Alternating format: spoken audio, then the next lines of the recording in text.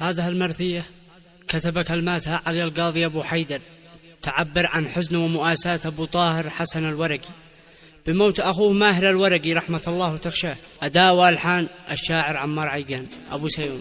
رب ضاق الحال وازداد الوجع، والنفس ضاقت بعد هذا الوجع، وقعت وما ظنيت اني بتقع، لكنها الاقدار لا جت قاطعه. فالحمد لك يا من اليك المرتجع، والشكر لك في الموجع والنافعه. يقول ابو طاهر حنيني ما قطع، من بعد اخي عمار جات الفاجعه.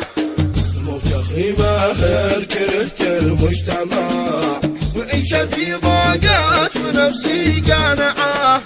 بعد اخوتي كل الاماكن والبقاع، ضاقين من كل الجهات الاربعه. وقبلها جاني ولد يا مستمع، عاد ولد يومين قبل الواقعه. فجأة اتصل ماهر وجوالي ورع، فقمت جاوبته ونفسي فرحه.